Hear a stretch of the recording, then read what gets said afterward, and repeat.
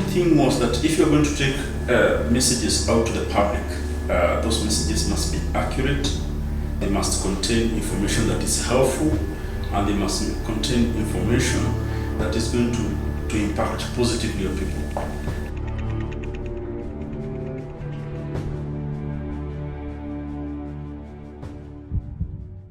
COVID-19 emerged from the Chinese city of Wuhan. The virus appears to be spreading faster than ever all around the world.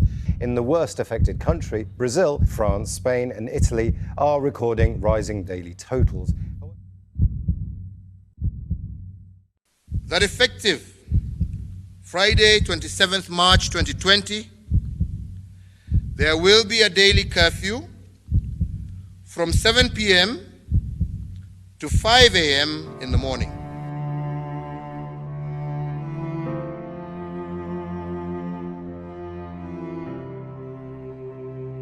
Mimi ni hustler. Nenda nafua ndo nikule.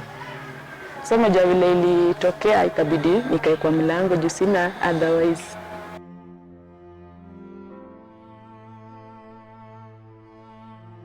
Katika hii area ya Mombasa ambao ni Old Town peke yake baada ya kufungwa, sisi tuliona kama serikali imeweza kutudhulumu.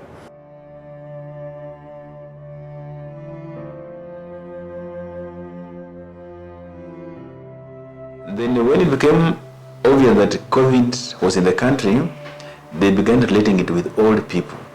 So now youth, who are quite a big number, didn't heed to any precautions. So that was a big challenge. People could not adhere to social distance, people could not stay at home, people could not wash hands, because then again, as you know, we have challenges, the water's availability in major cities in this country. Then as much as people to wash their hands with running water and soap, those facilities were not available.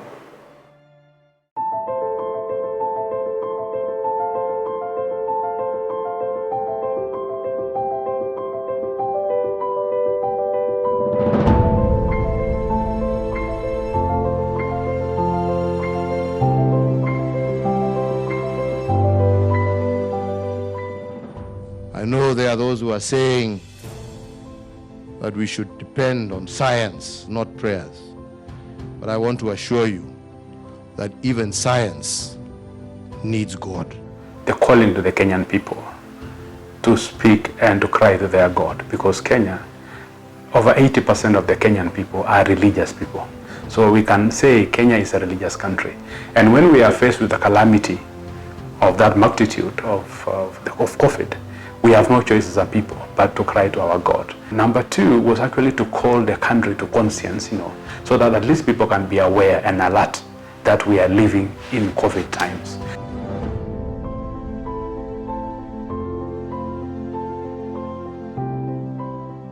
Without this cooperation of religious leaders to back the government's pronouncement, then we would have had a revolution between religion and government. But that did not happen.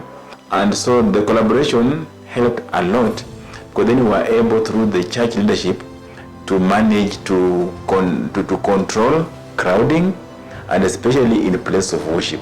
And the NCE project came to support communication, so it is supported in publicizing the initiative. And this funding which Norwegian Church Aid was releasing was for country offices which could immediately implement measures to mitigate and respond to the COVID-19. So I reached out to the IRCK Council of Religious Leaders, ICRL, and then we had a discussion, and also we shared ideas with ICRL as well as IRCK on how they could use the trust that the religious leaders have, as well as their social status, just to debunk some of the myths which were surrounding COVID-19. We did messages of hope and messages of reassurance to tell people on the guidelines from the Ministry of Health. They should wear masks, to wash hands, social distancing. So we did a lot of messages around that. Kwa sababu kwanza mtu alikuwa anavaa mask kwa sababu anaogopa polisi. Akatavaa mask aiweke chini kama hivi nilivyoiweka mimi, ama aishikilie mkononi, lakini haivai ile mask kwa kujikinga.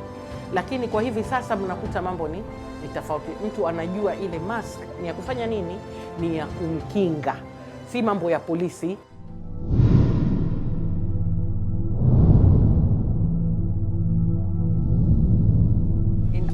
times like these, we must remember the important role played by family as the foundation upon which the society is based and ordained by God, and resist any temptation to stigmatize those who have been affected.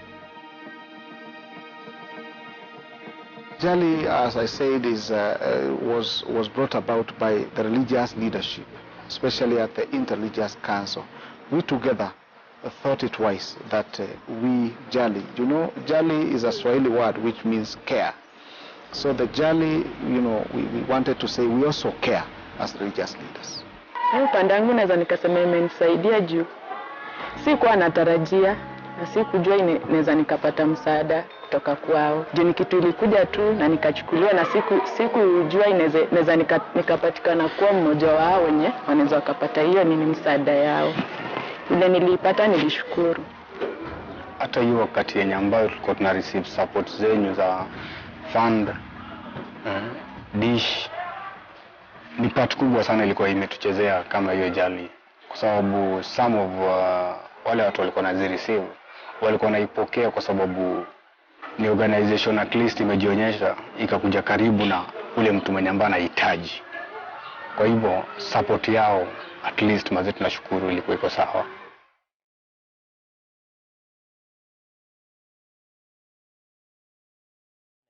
The Interfaith Council will be chaired by the Most Reverend Archbishop Anthony Muheria. Now, the council, which, unlike similar committees set up in response to the COVID-19 pandemic, will regulate its own procedures and is only answerable to President Uhuru Kenyatta, will be mandated to develop protocols. After we have the Interfaith Council at the national level, we have the Interfaith Council at the county level, but also the sub-county committees on COVID were formed, which spoke to the people on the ground and gave, because at the Interfaith Council national level, we developed some guidelines which we took to the county level, and they was cascaded to the other levels.